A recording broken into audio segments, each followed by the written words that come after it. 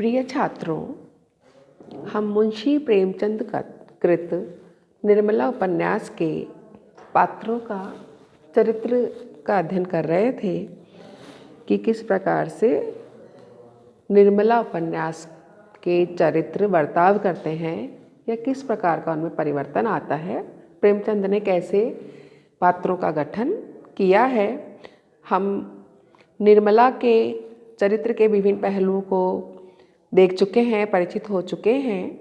आज हम उपन्यास के प्रमुख पात्र निर्मला के अलावा उनके पति मुंशी तोताराम के, जो कि उपन्यास में प्रमुख पुरुष पात्र के रूप में हमारे समक्ष आए हैं, उनका चरित्र देखेंगे। और निर्मला के कथानायक भी मुंशी तोताराम ही हैं। लेखक ने उपयुक्त समय पर इस पात्र को उपस्थित किया है। जब निर्मला के पिता की हत्या हो जाती है, निर्मला का विवाह टूट जाता है, तब कल्याणी के कहने पर पंडित मोटेराम नए वर की खोज में लग जाते हैं और कई रिश्तों में से कल्याणी को वकील साहब का रिश्ता सुझाते हैं। कल्याणी को भी मुंशी तोताराम का रिश्ता उपयुक्त लगता है क्योंकि धनी वर्ग से हैं। तो इस कारण से ऐसे रिश्तों में जिसमें किसी की कोई विदुर हो जाता है या जो दुहाजू होता है, तो उसका विवाह किसी कुंवारी कन्या से होना बड़ा मुश्किल काम है। इधर तोताराम के पास में पैसा है, उधर निर्मला के पिता की हत्या हो जाती है, आर्थिक विषमता है। तो ऐसे में तोताराम से रिश्ता करना उनके लिए सहज होता है। तो तोताराम का विवाह निर्मला से हो जाता है। तोताराम का परिचय जो पंडित मोटेराम हैं वो कल्याणी को इस प्रकार से देते हैं, लेखक के शब्दों में देखिए। अच्छा, यह चौथी नकल देखिए। लड़का वकील है, उम्र कोई 35 साल होगी, 300-400 की आमदनी है, पहली स्त्री मर चुकी है, उसके 3 लड़के भी हैं।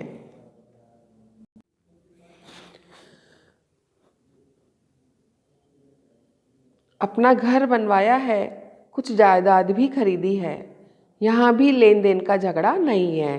कहने का आशय है कि कुछ दहेज वगैरह नहीं देना पड़ेगा। तो यहाँ पर मुंशी मोटेराम जो हैं वो वकील साहब की उम्र बताते हैं और लेन देन क्यों नहीं करना पड़ेगा वो कारण भी इन्होंने बता दिया है। यहाँ पर मोटेराम जी जो हैं उम्र 35 साल बता रहे हैं, लेकिन वास्तव में उनकी उम्र 40 वर्ष के आसपास है और इसे लेखक ने स्वयं स्पष्ट किया है। मुंशी जी अधेड़ उम्र में 15 वर्ष की कन्या के साथ विवाह करते हैं। पत्नी निर्मला की ओर से उदासीनता पाकर उनका शंकालु मन पत्नी तथा पुत्र के संबंध को लेकर चिंतित होता है। मुंशी जो हैं वो स्वयं 40 के आसपास के हैं। उनका सबसे बड़ा पुत्र मनसाराम निर्मला की उम्र के आसपास का है। तो ऐसे में स्वयं की अधिक उम्र होने के कारण वो निर्मला के प्रति संदेह रखते हैं कि शायद मैं उसको पसंद ना आ रहा हूँ और मेरा पुत्र उसको ज़्यादा पसंद आ रहा हूँ। और इसी शंका के कारण उनकी जो मानसिक स्थिति बदलती रहती है, उस मानसिक स्थिति और संदेह के कारण ही वो अपने पुत्र मनसाराम को खो देते हैं। पुत्र शोक से उनकी मानसिक स्थिति और बिगड़ती जाती है, उनका कार्य में मन नहीं लगता और ऐसे में दिन प्रतिदिन उनकी वकालत जो है वह असफल होती जाती है। वकालत में उनको काम मिलना कम हो जाता है। आर्थिक तंगी से परिवार में संकट बढ़ता ही जाता है। उधर उनका दूसरा पुत्र जियाराम जो है उसके कारनामे ऐसे हैं, उसके कामों से उसको पुलिस को घूस दे करके, रिश्वत दे करके उनको घूस भी देनी पड़ती है। और लास्ट में अंत में उपन्यास के हम जाते जाते देखते हैं कि मुंशी तोताराम अपने सबसे छोटे पुत्र को खोने के बाद में उसको ढूंढने के लिए घर से निकल जाते हैं। कहने का आशय यह है कि मुंशी तोताराम की छोटे उम्र की विवाह के कारण या बेमेल विवाह के कारण 3 पुत्रों के पिता होने का जो उन्हें गर्व था, वो उनके संदेह के कारण, उनके गलत या संदिग्ध संदेह ही माने इसको, कि उनके संदेह के कारण धीरे धीरे करके वो तीनों पुत्रों को ही खो देते हैं और अंत में उनको स्वयं को भी अपने घर का त्याग करना पड़ता है। तो कभी वे अपने आप को दोष देते हैं कि उन्होंने क्यों शादी की, और कभी वे निर्मला को इन सब कष्टों का कारण मानते हैं, कभी वो पश्चाताप करते हैं। तो हम देखते हैं कि उनका जो चरित्र है वो बड़ा अस्थिर सा चरित्र है, ढुलमुल सा चरित्र है। तो लेखक ने उनके वकील साहब जो है उनकी शारीरिक और मानसिक सभी दृष्टियों से उनका स्वाभाविक चित्रण किया है। आज हम उनके इन्हीं चरित्र के चित्रण को देखेंगे, लेखक की दृष्टि से भी और पाठक की दृष्टि से भी। लेखक ने यहाँ पर हमारे समक्ष एक यथार्थ स्थिति रखी है जो बेमेल विवाह के कारण परिवारों में उपजती है, समाज में उपजती है। उन्होंने समाज में चलती आई रूढ़ियों का, परंपराओं को रखा है कि कैसे एक बेमेल विवाह से एक लड़की के जीवन का तो नाश होता ही है, साथ ही जिसने विवाह किया है उसके परिवार पर भी किस प्रकार का असर पड़ता है। तो यहाँ पर उन्होंने मुंशी तोताराम को कहीं भी पाठक के लिए घृणा का पात्र नहीं बनाया है, अपितु उसके लिए उनकी यथार्थ स्थिति जो कि समाज में चलती आ रही है, उस स्थिति को सामने रख करके एक समस्या को इस उपन्यास के माध्यम से सामने रखा है कि कैसे हंसता खेलता एक परिवार बेमेल विवाह के कारण, उससे उपजी समस्याओं के कारण बर्बाद हो जाता है। तोताराम की विशेषताएं, जो चारित्रिक विशेषताएं हैं, उसमें हम देखते हैं कि तोताराम एक अस्वस्थ व्यक्ति के रूप में हमारे समक्ष आते हैं। उनके शारीरिक व्याधियों को मुंशी प्रेमचंद ने इस प्रकार बताया है। वकील साहब का नाम था मुंशी तोताराम। सांवले रंग के मोटे ताजे आदमी थे। उम्र तो अभी 40 से अधिक न थी, पर वकालत के कठिन परिश्रम ने सिर के बाल पका दिए थे। व्यायाम करने का अवसर न मिलता था, यहाँ तक कि कभी कहीं घूमने न जाते, इसलिए तोंद निकल आई थी। देह स्थूल होते हुए भी आए दिन कोई न कोई शिकायत रहती थी। मंदाग्नि और बबासीर से तो उनका चिरस्थायी संबंध था, अतः बहुत फूंक फूंक कर कदम रखते थे। उनके 3 लड़के थे। बड़ा मनसाराम 16 वर्ष का था, मंझला जियाराम 11 वर्ष का, सियाराम 7 वर्ष का था। तीनों अंग्रेजी पढ़ते थे। घर में वकील साहब की विधवा बहन के सिवा और कोई औरत न थी। इस प्रकार हम देखते हैं कि मुंशी प्रेमचंद ने स्वयं ने ही 40 की उम्र के आसपास व्यक्ति की जो बीमारियां हो जाती हैं, जो रोग लग जाते हैं, उस प्रकार के रोग तोताराम में भी लेखक ने दिखाए हैं। इसलिए क्योंकि वो अस्वस्थ थे, वे परहेज से रहते थे, वे परिश्रमी वकील थे, जिसके कारण उनके स्वास्थ्य पर असर हुआ था। अधिक श्रम करने का या परिश्रम करने का भी उन पर असर हुआ था। उन्हें इस उम्र में विवाह की चिंता हुई। उन्होंने 15 वर्ष की जो लड़की थी, कन्या थी, निर्मला थी, उससे उनका विवाह हुआ और विवाह होने पर उन्होंने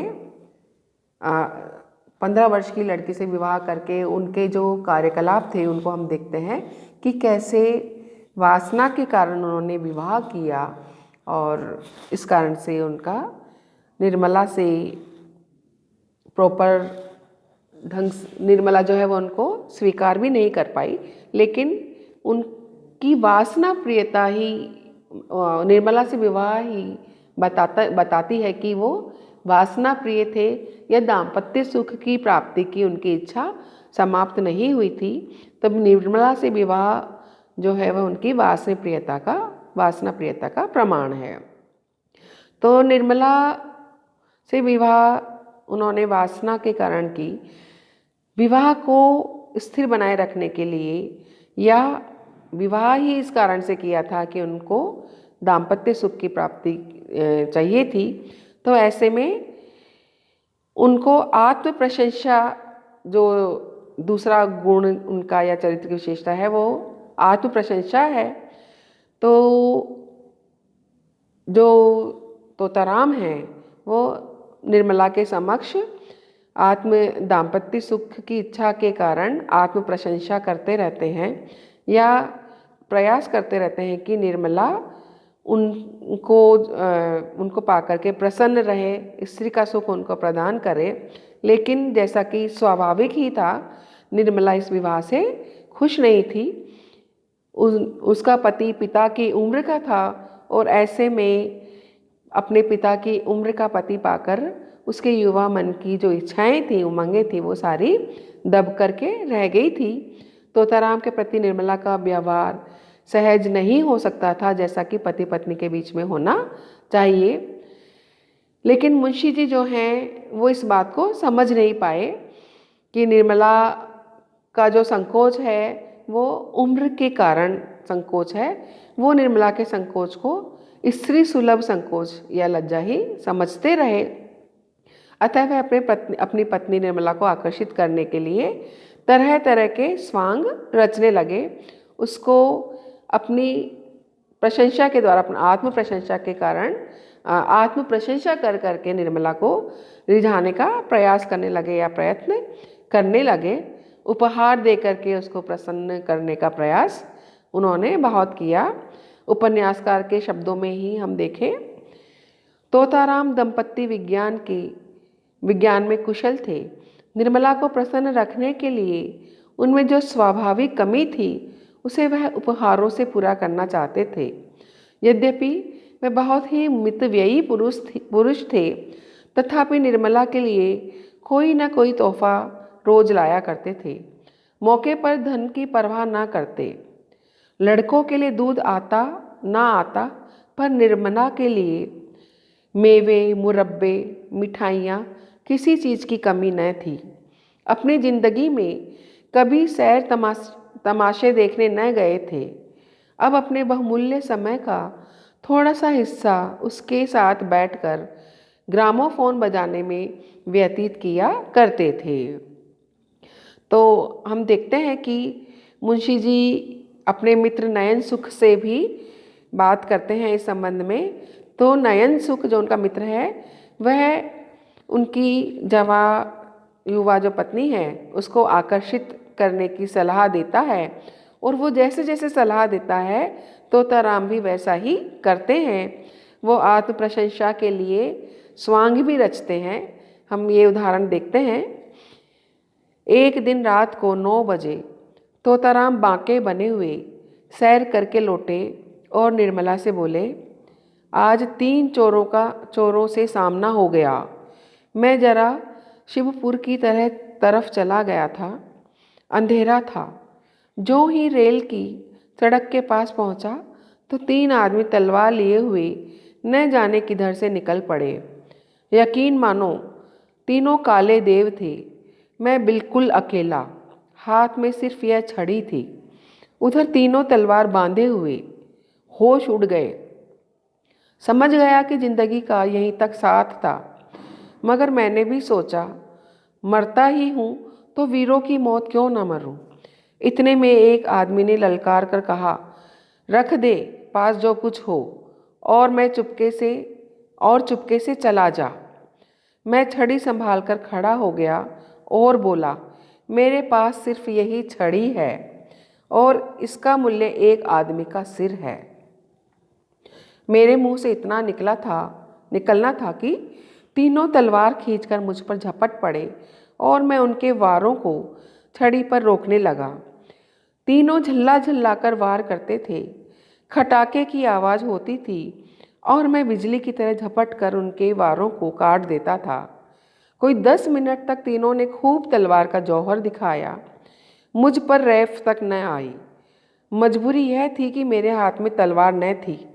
यदि कहीं तलवार होती तो एक को जीता न छोड़ता। खैर, कहाँ तक बयान करूं? उस वक्त मेरे हाथ की सफाई देखने के काबिल थी। मुझे खुद आश्चर्य हो रहा था कि यह चपलता मुझ में कहाँ से आ गई। जब तीनों ने देखा कि यहाँ दाल नहीं गलने की, तो तलवार म्यान में रख ली और पीठ ठोक कर बोले, जवान, तुम सा वीर आज तक नहीं देखा। हम तीनों 100 पर भारी हैं, गांव के गांव ढोल बजाकर लूटते हैं, पर आज तुमने हमें नीचे दिखा दिया। हम तुम्हारा लोहा मान गए। कहकर तीनों फिर नज़रों से गायब हो गए। तो कहने की आवश्यकता नहीं कि यह पूरा प्रसंग मुंशी जी ने अपनी जवामर्दी दिखाने के लिए निर्मला के समक्ष गढ़ा था कि निर्मला उससे प्रभावित हो जाए। तो यह हम देखते हैं कि कैसे तोताराम आत्म प्रशंसा करके निर्मला को रिझाने का प्रयास कर रहा है। तो तोताराम की ये जो चारित्रिक विशेषता है, ये हमको उसके विवाह के पश्चात तोताराम के विवाह के पश्चात हमको उसमें दिखाई देती है। आगे के व्याख्यान में हम तोताराम के चरित्र की अन्य विशेषताओं को भी देखेंगे। आज का व्याख्यान यहीं समाप्त होता है। धन्यवाद।